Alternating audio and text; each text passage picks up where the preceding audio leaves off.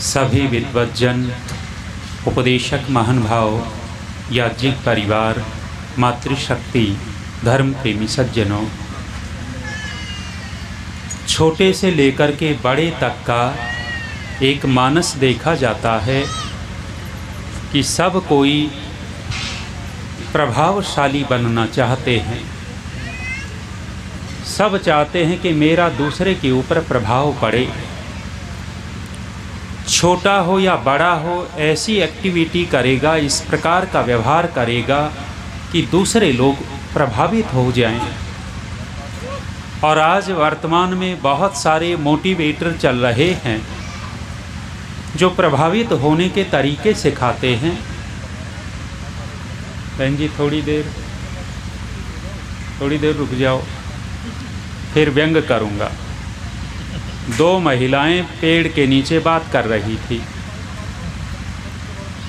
आम के पेड़ के नीचे। बात ख़त्म नहीं हो रही थी, अचानक एक आम का फल पक करके नीचे गिर गया।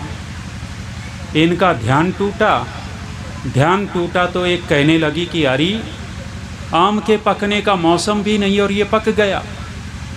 आम बोल पड़ा कि बहनों, तुम्हारी बात सुन सुन करके तुम्हारे तो कान नहीं पके, मैं ही पक गया। रुकेंगी नहीं, थोड़ी देर रुक जाओ। प्रभावशाली होने के लिए बहुत सारे लोग मोटिवेटर काम कर रहे हैं और इनमें देसी विदेशी बहुत सारे मिलेंगे। डेल कार्नेगी, स्वेट मार्टन जैसे बहुत सारे विदेशी हुए। शिव खेड़ा पुराने हो गए और आज वर्तमान में कोई सोनू शर्मा और संदीप माहेश्वरी जैसे दिखाई देते हैं। लेकिन सज्जनों माताओं, जो ऋषि लोग प्रभावित होने के तरीके बता सकते हैं, दुनिया में कोई भी व्यक्ति प्रभावशाली होने का तरीका नहीं बता सकता। ऋषियों से पूछा कि हमें बताओ हम प्रभावशाली कैसे बने। उन्होंने कहा कि तुम व के पास चले जाओ, व, य, र, ल और व से पूछा कि भाई प्रभावशाली होने का तरीका बता दे, और वह ने कहा कि मैं बताऊंगा। वपुषा विद्यया वाचा वस्त्रेण विनयेन च एभिः पंचवकारैश्च नरो भूयो विभूषते। वह ने कहा कि भाई नरो भूयो विभूषते, वह व्यक्ति मेरे को पकड़ करके संसार में विभूषित हो सकता है। 4-5 बातें यहाँ छोटी छोटी कह दी हैं। छोटे हों या बड़े हों, सबके काम की वो बातें कह डाली। प्रभावशाली कौन बनता है? पहली बात कह दी, वपुषा। प्रभाव किसका पड़ता है? शरीर का प्रभाव पड़ता है। जो व्यक्ति अपने शरीर को जितना ठीक रखता है, सबसे पहला प्रभाव शरीर का। आजकल सेल्फी का ज़माना है, मोबाइल उठा करके सेल्फी लेते हैं। पार्क में गए हुए हों, एक बेंच पर कोई मरियल सड़ियल, फिर भी बात आ रही है बहन जी, आवाज़ मेरे तक आ रही है, तो जो भी कर रहा हूँ आप से आवाज़ नहीं।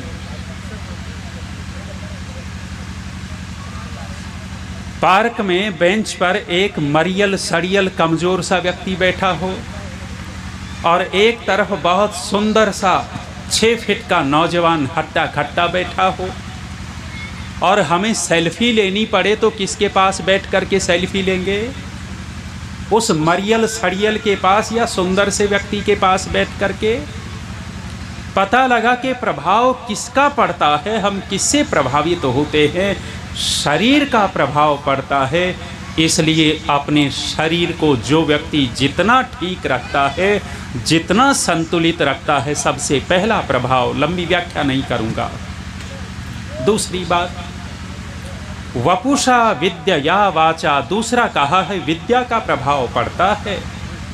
और विद्या से तात्पर्य किसी ने PhD कर रखी हो, बड़ी बड़ी डिग्रियां ले रखी हों, डॉक्टर डिलीट कर रखा हो, उसकी बात यहाँ नहीं कही जा रही। विद्या का तात्पर्य है समझ। जो व्यक्ति जितना समझदार होगा वह व्यक्ति उतना ही प्रभावशाली होगा। हमने बड़े बड़े डिग्रीधारियों को देखा कि ना समझी की बात कर बैठते हैं, और एक साधारण अनपढ़ व्यक्ति भी इतनी बढ़िया समझदारी की बात कह देता है। इन दोनों में से ज़्यादा प्रभाव किसका? वपुषा विद्या, दूसरा कहा है समझ का प्रभाव पड़ता है। हम नादान न बने, समझदार बने। तीसरा प्रभाव किसका? 10 मिनट है, पूरा करूंगा, व्याख्या नहीं करने वाला। तीसरा प्रभाव पड़ता है वाचा, वाणी का प्रभाव पड़ता है। हमारे देश में 2 नेता हैं। एक नेताजी जब भाषण देते हैं तो करोड़ों लोग प्रभावित तो होते हैं, लेकिन एक ऐसा नेता है कि भाषण देता है, उसके भाषण के 2 घंटे के बाद चुटकुले बन करके आने शुरू हो जाते हैं। ये किसका प्रभाव है?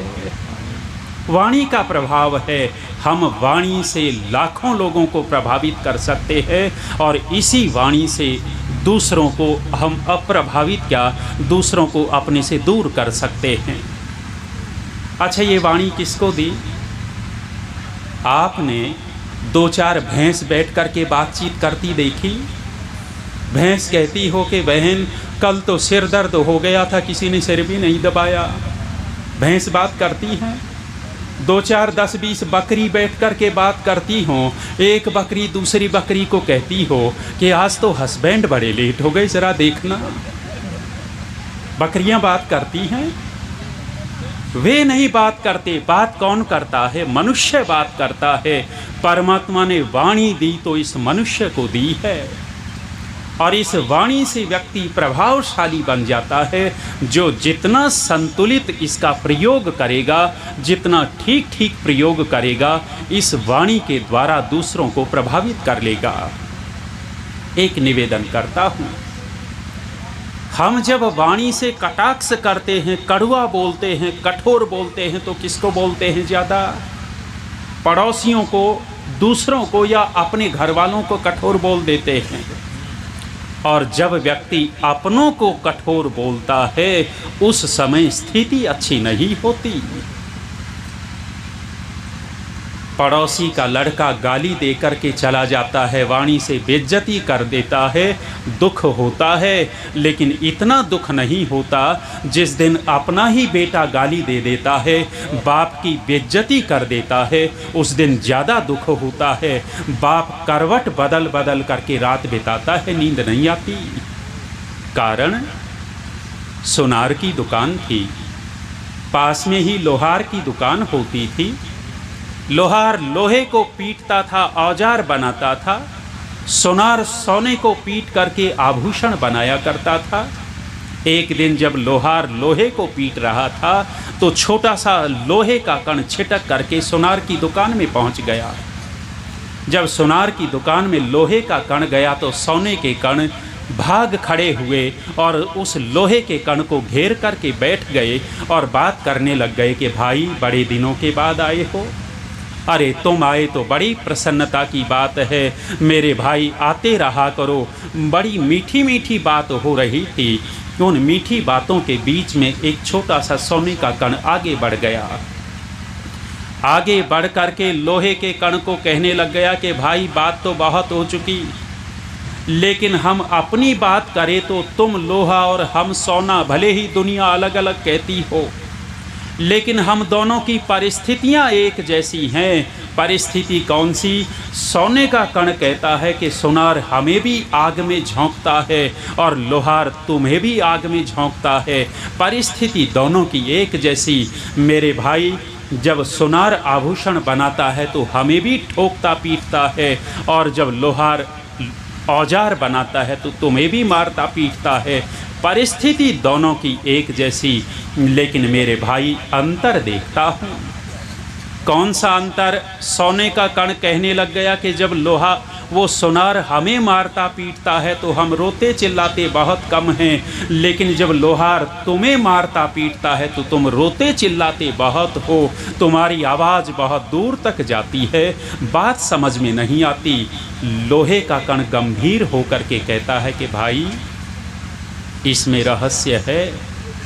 अरे जब तुम्हें सोनार मारता पीटता है, जिससे मारता पीटता है वो तेरा अपना नहीं होता, लेकिन जब हमें लोहार मारता पीटता है तो वो जिससे मारता पीटता हो मेरा अपना होता है। और जब मेरा अपना चोट पहुंचाता है तो चिल्लाहट ज़्यादा निकलती है। हमने वाणी से कठोर बोला तो किसको बोला? वाणी का प्रयोग किया और कठोर बोल बैठा। बाप को बेटा कठोर बोलता है, माँ का दिल दुखा देता है, पत्नी का दिल दुखाता है, पत्नी पति का दिल दुखा, अपनों का जब वाणी से कठोर बोल करके हृदय छेदते हैं, प्रभावशाली नहीं हो सकते। वपुषा विद्या वाचा, विचार बहुत उमड़ जाते हैं लेकिन समय की सीमा दिखती है। चौथा प्रभावशाली होने का तरीका कहता है वस्त्र। इन वस्त्रों का बहुत बड़ा प्रभाव पड़ता है। कोई लोग समझे कि वस्त्र तो जैसे तैसे कुछ भी पहन लो, ऐसा नहीं है। यज्ञीय वस्त्र कुछ अलग होते हैं और वस्त्रों का कितना बड़ा प्रभाव पड़ता है। कहीं शोक सभा चल रही हो और उस शोक सभा में कोई व्यक्ति दूल्हे के कपड़े पहन करके चला जाए, शोक सभा में दूल्हे के कपड़े पहन करके जाए, उस आदमी को मूर्ख कहेंगे या सभ्य कहेंगे?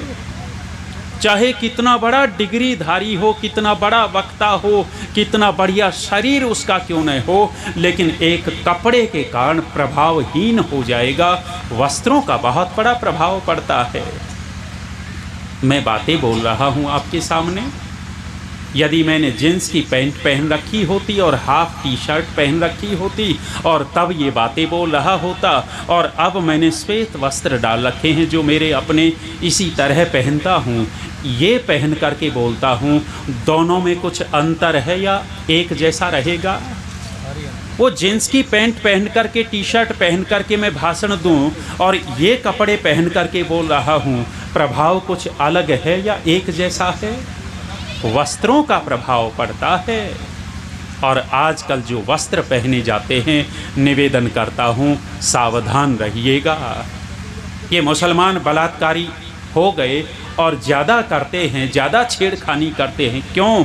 क्योंकि मेरी बहनें जिस मर्यादा में रहना चाहिए उस मर्यादा में रहती नहीं हैं। इसलिए निर्लज ढीठ लोग, गंदे लोग हमारी बहनों के ऊपर गंदी दृष्टि करते हैं।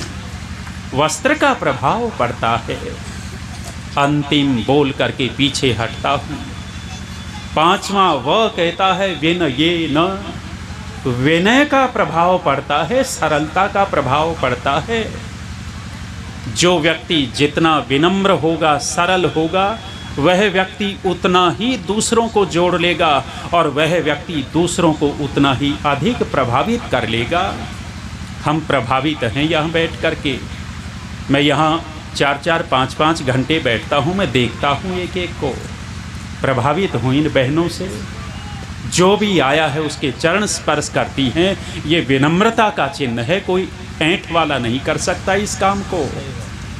विनय का प्रभाव पड़ता है। और ये बैठी समझ लेंगी। किसी घर में दो बहू आई हुई हो, दोनों बहू बड़े बाप की बेटी रही हो, करोड़पति अरबपति बाप की। दोनों जब बहू आई हुई हैं, एक बहू तो धौंस जमाती रहती है, जानती हो कितने बड़े बाप की बेटी हूँ, इतना लेकर के आई थी कि तुम्हारे घर में जगह भी नहीं थी। बीच बीच ऐसा बोलती रहती है। और दूसरी भी बड़े बाप की बेटी तो है, लेकिन कभी इस तरह का व्यवहार नहीं करती, बड़ी सरल और विनम्रता से रहती है। इन दोनों में से ज़्यादा प्रभावित किससे होगे, पहले वाली या दूसरे वाली से? स्वाभाविक रूप से दूसरे वाली से। विनय का प्रभाव पड़ता है। सज्जनों माताओं, सब कोई प्रभावशाली होना चाहते हैं, लेकिन ऋषियों की शरण के बिना हम प्रभावशाली नहीं हो सकते। वपुषा विद्या वाचा वस्त्रेण विनयेन च एभिः पंचवकारैश्च नरो भूयो विभूषते। व्यक्ति प्रभावशाली हो सकता है इन 5 वकारों से। लंबा नहीं बोलता, वाणी को विराम। ओम शम। धन्यवाद।